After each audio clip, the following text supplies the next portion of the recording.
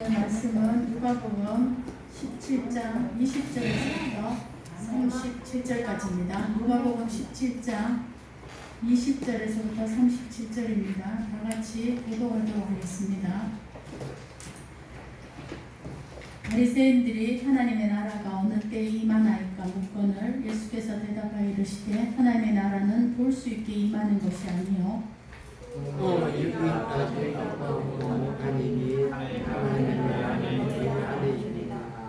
또 제자들에게 이르시되 때가 이르리니 너희가 인자의 날 하루를 보고자 하되 보지 못하리라.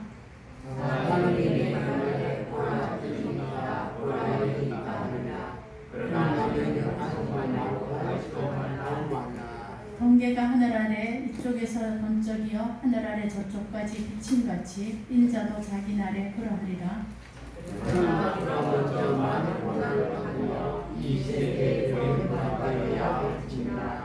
노아의 때에 된 것과 같이 인자의 때에도 그러하리라.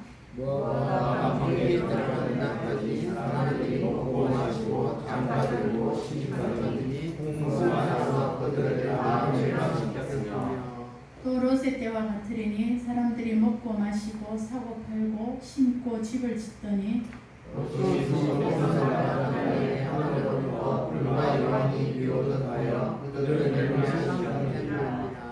인자가 나타나는 날에도 이러하리라. 그의 세간이 가지가지 있으며 그것을 가지러 내려가지 말 것이며 앞에 있는 자도 그와 같이 뒤로 돌이키지 말 것이니라. 롯의 철을 기억하라. 자기가 힘을 부족하는 자는 너를 주시며 있는 자는 소리입니다. 내가 너희에게 이르노니 그 밤에 둘이 한 자리에 누워 있으며 하나는 데려감을 얻고 하나는 버려둠을 당할 것이요 누구나 함께 배불러 있으되 하나는 데려감을 얻고 하나는 버려둠을 당할 것이니라. 다 같이 그들이 대답하여 이르되 주여 어디오니까 이르시되 죽음이 있는 곳에는 독수리가 오느니라 하시니라. 네, 그래도 아직 우리에게 여독이 좀 남아있기 때문에 오늘 좀 집중하기가 조금 어렵지 않을까 생각합니다만은 특별히 오늘 말씀이 재림에 대한 것이라서 또 요원하다 이렇게 생각할 수도 있겠어요. 오늘 제목이 재림의 확신이 있다면 그것이 실제로 나의 지금 삶에 어떤 영향을 끼치며 어떻게 우리는 살고 있는가를 주님이 물으신다고 됩니다. 지난주에는 저희들이 실족하는 일에 있어서 여기 21절까지를 같이 했습니다.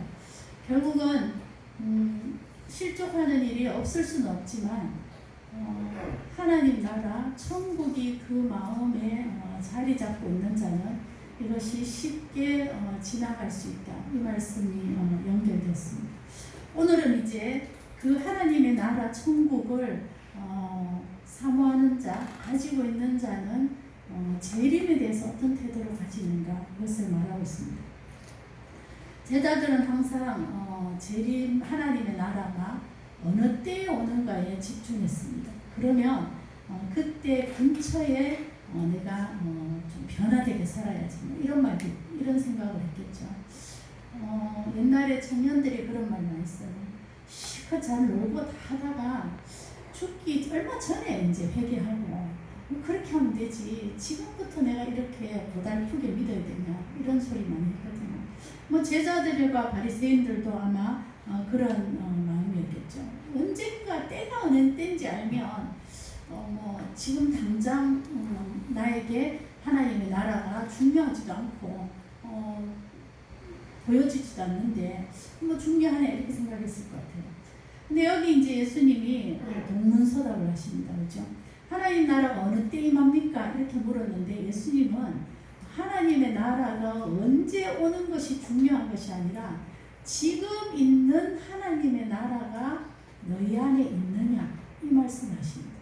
하나님의 나라는 때가 어느 때에 올 것이냐가 문제가 아니라 현재 지금 하나님의 나라가 너희 안에 있느냐 이 말씀하시는 거예요. 그죠? 너희 안에는 너희 속에라고 했어요. 너희 엔토스, 너희 안에, 너희 마음 안에 이 하나님의 나라가 있느니라 했기 때문에 현재형이에요. 우리는 재림은 먼 미래의 일이기 때문에 그때를 준비해야 되겠다. 그때 내가 어떻게 해야 되겠다. 이 생각이 있지만 예수님 지금 뭐라고 그러냐면은 그때가 아니라 지금 현재 그 하나님의 나라가 언젠가는 재림으로 임하시고 완성될 텐데 지금 현재 너 속에 그 천국이 있느냐, 현존하고 있느냐, 이거를 더 주의 깊게 돌아봐야 된다. 이 말씀을 하십니다. 우리는 미래를 준비하는 것에서 꽂혀 있지만 재림에 대해서 이렇게 재림이 언제 오냐, 또 어떤 모양으로 오냐, 이거를 사람들은 더 열렬하게 하지만 예수님은 지금 초점을 어디 맞추고 있냐면은 그 재림을 믿고 있다면, 기다린다면 현재 너가 천국을 소유하고 있는가, 그것을 굉장히 거기에 핵심이 있다 이 말씀하십니다. 주님의 이 말씀은 우리에게 많은 찔림을 줍니다. 우리는 재림에 대해서 논할 수도 있고 재림이 어느 때 어떤 모양 어떤 형태로 오는가에 대해서 설왕설래를 할 수 있지만 정작 우리는 지금 내 속에 재림하시는 그 예수님을 소유하고 있는가, 지금 내 마음은 천국을 누리고 있는가, 이런 문제는 점검하지 않는다. 그래서 예수님은 핵심을 너희 안에 그 천국이 있느냐, 그것이 준비다 이 말씀을 하십니다. 실제 예수님을 믿지만 천국 그 하나님의 나라가 내가 얼마나 경험하고 있는가, 소유하고 있는가, 그것을 누리고 있는가를 물으신다면 참 부끄럽기 짝이 없는 성도들이잖아요. 우리 다 그렇잖아요. 근데 예수님은 지금 재림의 확신을, 재림의 실제를 네가 현재 천국을 누리고 있는가에서 평가해라 이 말씀을 하고 있습니다. 그러면서 그릇된 그 재림에 대해서 나오는데 하나는 뭐냐 하면 보는 것에 꽂히지 마라 이렇게 해서, 또 두 번째는 뭐죠? 이미 왔다는 거에 꽂히지 마라 이 말씀을 두 개 다 하고 있습니다. 우리는 예수님의 하나님 나라가 주님이 지금 너희 안에 하나님의 나라가 있다 했을 때에 이것이 보는 형태로 드러나지 않는 것에 대해서 우리 삶에, 내 일상에 왜 주님의 역사가 손에 보이게 보이지 않느냐고, 주님이 어느 날 확 나타나서 뭔가라도 말해주시면, 뭔가라도 청사진을 보여주시면, 뭔가라도 능력을 나타내 주시면 더 확실할 것 같은데 그게 왜 보이지 않느냐고 늘 의아심을 가지는데 주님은 이렇게 합니다. 그 하나님의 나라는 보는 것에 의해서 결정되는 것이 아니다. 그 하나님 나라는 우리 속에서 경험되어지고 누려지는 것으로 하나님의 나라가 증명된다 이렇게 얘기하십니다. 그러니까 이 하나님의 나라는 보려고 하는 성도들이 굉장히 많잖아요.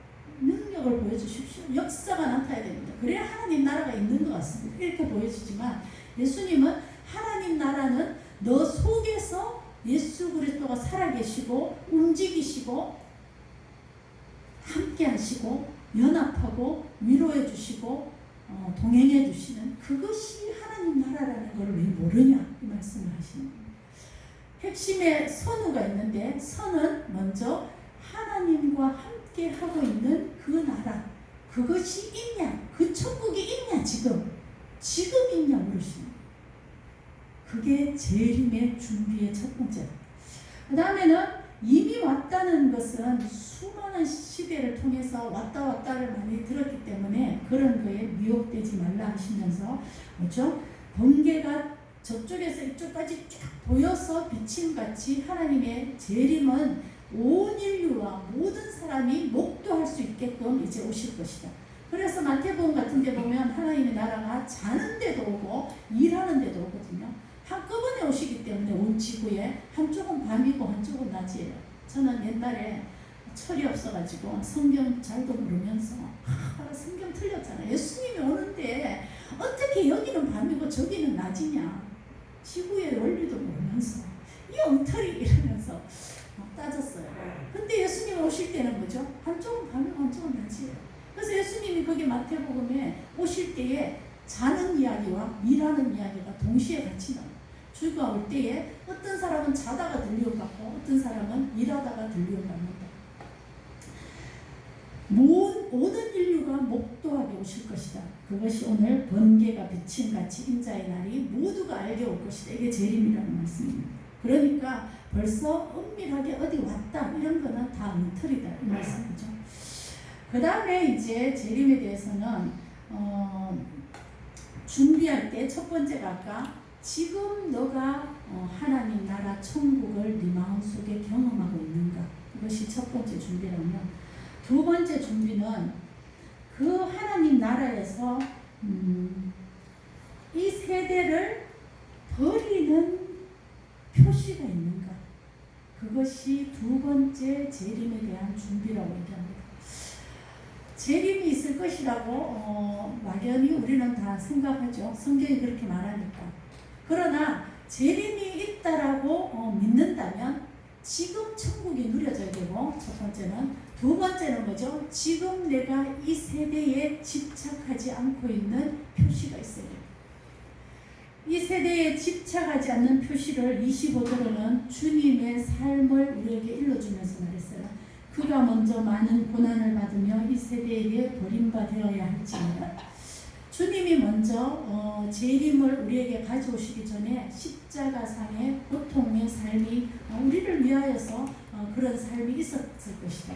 그러나 베드로는 그 예수님의 자체의 삶을 따라가는 것이 성도의 삶이라고 얘기한 것이 베드로잖아요. 그러니까 주님은 지금 재림을 준비하고 있는 자에게 이 25절의 주님의 삶과 그 주님이 살았던 삶의 방식을 따라오는 증명이 있느냐 이 말씀하십니다. 그 증명은 뭐야? 이 세대에서 버림받았다. 예수님은 그렇게 표현하셨고, 우리는 뭐죠? 이 세대에서 거리두기가 있느냐, 이 세대에 몰두하지 않느냐, 이 세대에 집착하지 않는 그런 삶의 표시가 있느냐, 그것이 재림을 기다리는 자의 현재 상태입니다. 천국을 누리는가? 첫 번째라면. 두 번째는 뭐예요? 이 세대 가운데 속하여 살지 않는 모습들이 있는가를 돌아보라. 그렇게 말하고 있습니다. 이 세대에서 속하지 않는 삶은 고난의 삶이고, 세대에서 버림받은 것 같은, 한쪽으로 이렇게 치여서 밀려서 사는 것 같은 그런 느낌이 있는 삶일 것이다. 이렇게 얘기합니다. 그러면서 재림이 노아의 때나 그 롯의 소돔 고모라의 멸망의 때와 비슷할 것인데, 거기에 특징이 있는데 뭐냐면은 그 사람들은 일상에 굉장히 열심히 살았다는 거예요. 여기 보면 장가들고 시집들고 먹고 마시고, 그 뒤에 보면 또 먹고 마시고 사고 팔고 심고 집을 짓고, 우리가 하는 모든 일상에 굉장히 몰두하고 살았어요. 우리도 크리스찬들도 그렇게 삽니다. 이 세상에서 열심히 살지 말라는 게 아니었어요. 데살로니가에 보면 재림하시는데 일하지 않고 재림만 막 기다리는 자들이 있었어요. 그런데 베드로가 그것을 굉장히 책망했어요. 재림하는 날까지 열심히 일해라. 그것이 베드로의 교훈이었습니다. 그러면 오늘 지금 이 먹고 마시고 하는 이 자체가 틀렸다는 것이 아니라 거기에 몰두하고 있는 것이 틀렸다.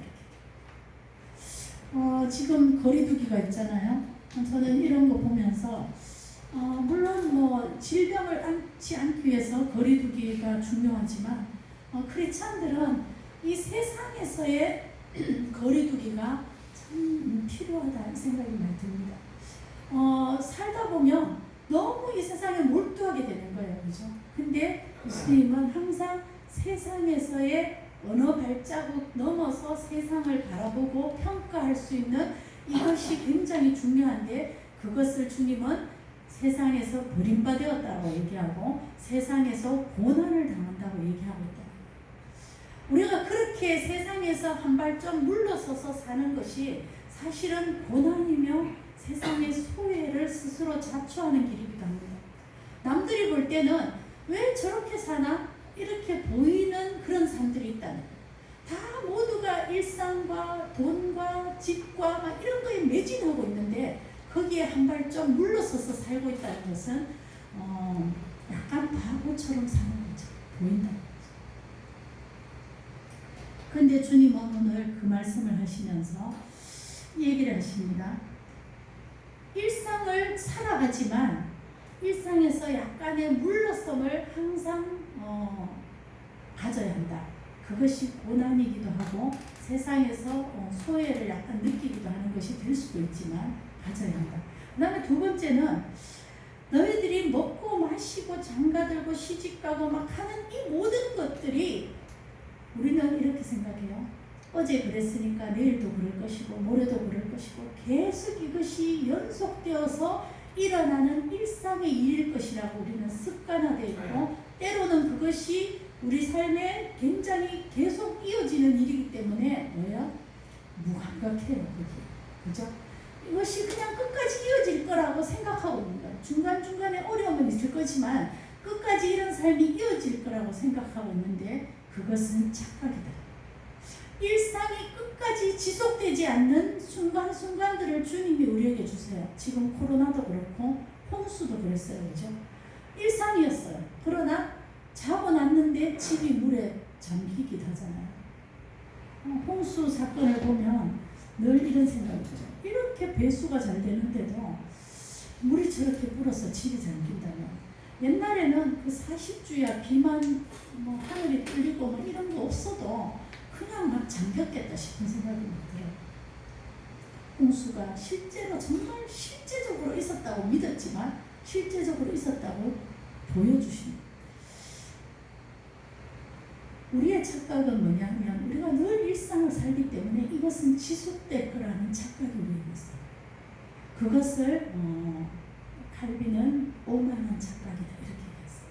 어떻게 인생의 삶이 일상이 지속된다라고 너희가 생각하고 있는 그 습관화된 오만, 그것이 인간에게 있다.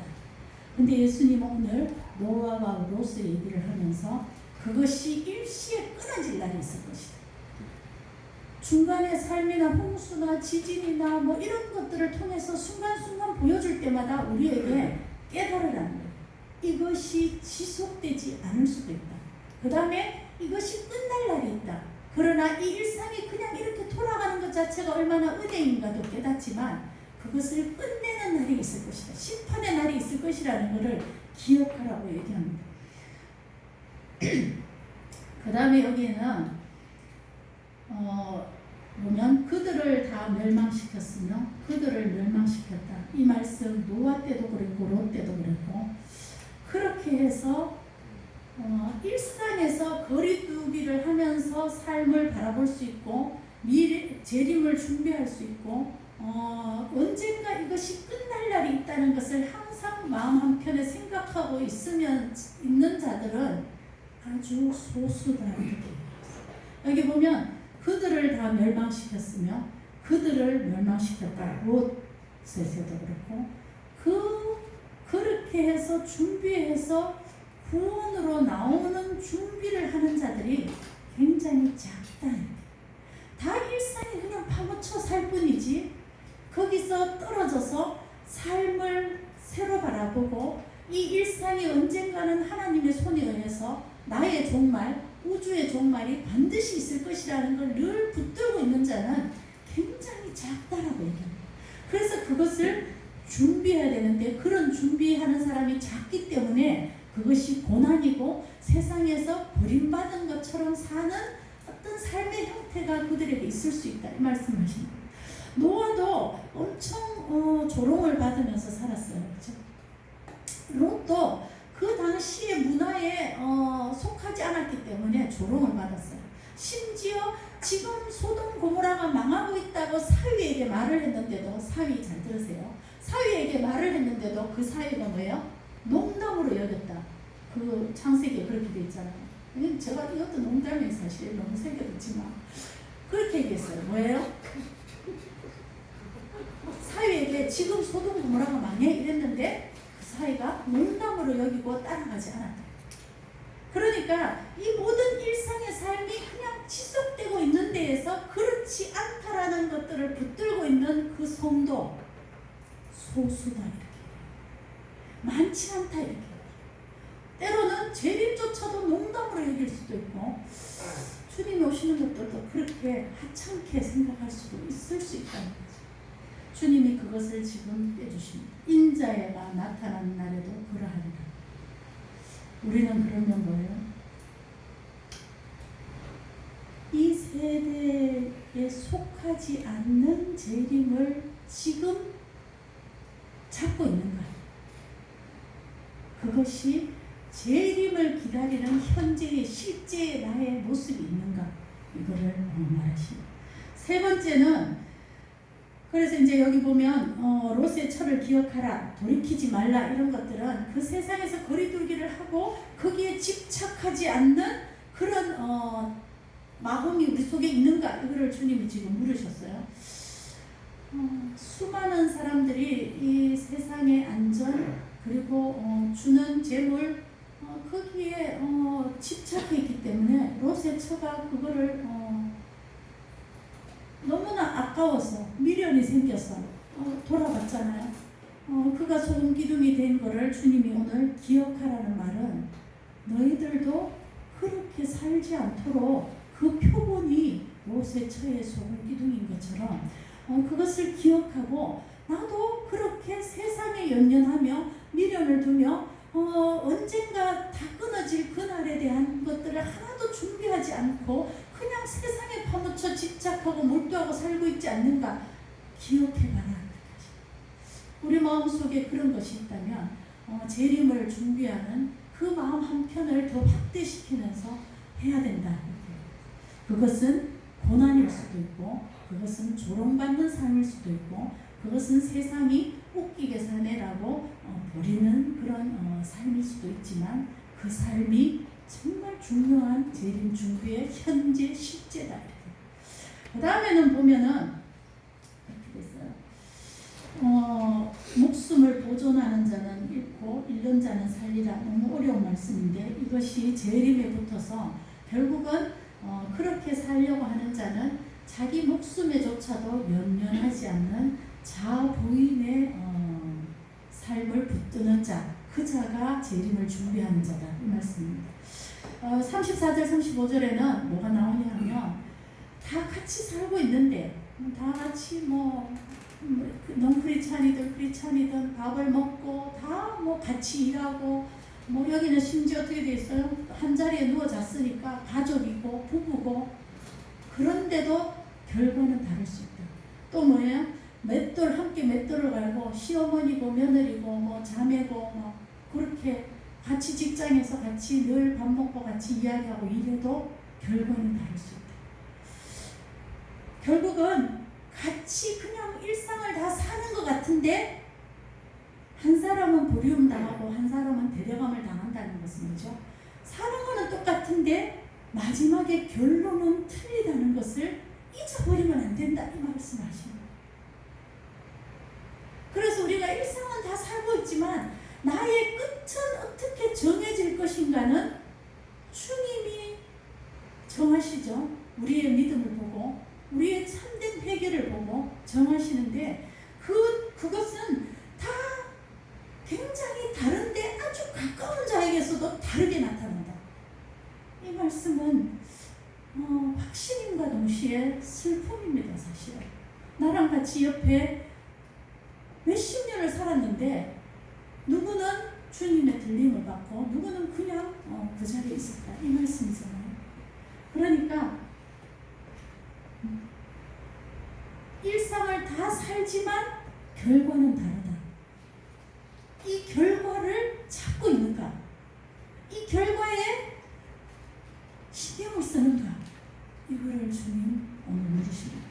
그러면서 마지막 편에 보면 주여 어디 오니까 이렇게 제자들이 또 이상한 말을 물었어요. 어느 때입니까? 어디입니까? 이것이 그 제자들은 여전히 계속 보이는 것에 있지만 이르시되 예수님이 죽음이 있는 곳에는 독수리가 모인다. 이 엄청나게 그 속담이죠. 속담 같은 어려운 말씀을 해주셨는데 이 말씀의 의미는 하나는 뭐예요? 반드시 죽음이 있는 곳에 독수리가 모인다. 이 말씀은 뭐냐? 심판은 반드시 있을 것이다. 이 말씀을 하시는 겁니다. 누구는 버리움당하고 들리움당하는 이 엄청난 결과의 심판은 반드시 있을 것이다. 죽음이 반드시 있을 것이다. 이 말씀을 하고 또 하나는 뭐죠? 죽음이 있는 것에 독수리가 모이니까 너희들에게 징조를 줄 것이다. 이 말씀을 하는 거예요. 그죠?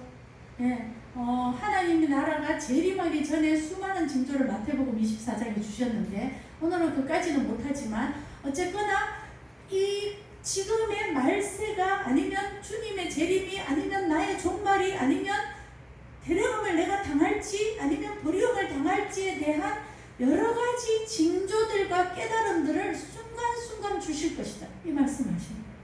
그것이 뭐야? 죽음이 있는 곳에 독수리가 모이는 그런 독수리가 막 떠다니면서 하늘을 빙빙 돌면 좀 이따 누가 저기 죽거나 시체가 저기 있거나 이런 징조를 우리가 알잖아요. 그런 것처럼 이런 갑자기 홍수가 밀려올 때에 재림이 확실히 있을 것이다.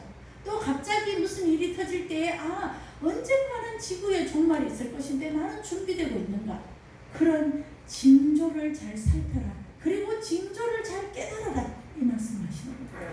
오늘 말씀은 엄청나게 멀리 있는 나의 종말 아니면 더 멀리 있다고 여겨지는 예수 그리스도의 재림에 대한 말씀입니다.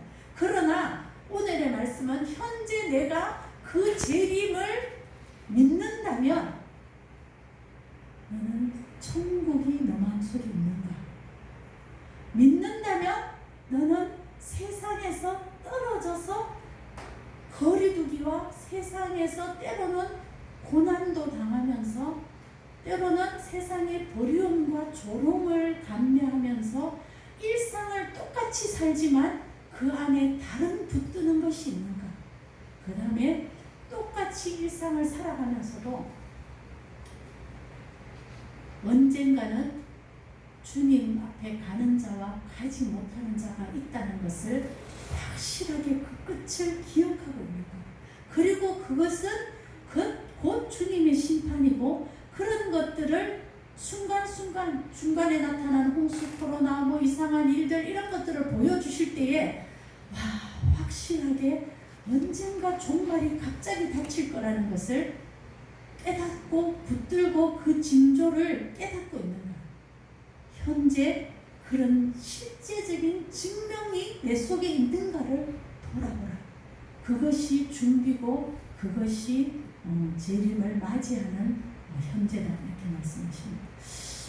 말씀이 좀 너무 광범위하지만 잘 기억하고 우리의 땅을 살지만 이 땅에서 몰두하지 아니하고 노아처럼 롯처럼 거기서 벗어나올 수 있는 자들이 되기를 바라며 롯의 처나 또 그 땅에서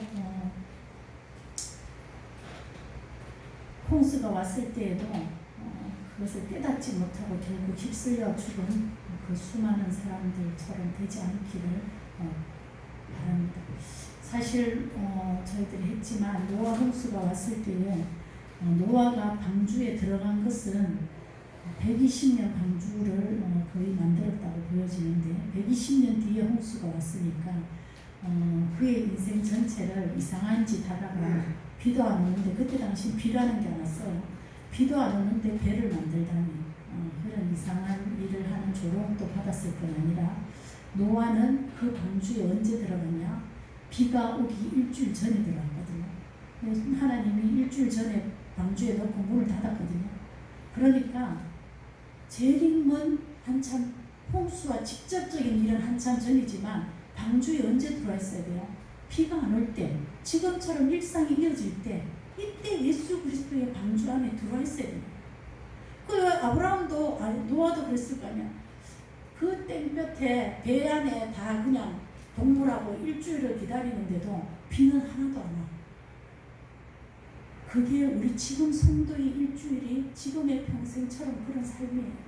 뭐가 있어요? 아무 결정이 없잖아요. 재림의 징조가 순간순간 너들은 보여줘도 누가 그걸 다 재림이라고 생각해요? 재림의 어떤 징조라고 아무도 생각 안 해요.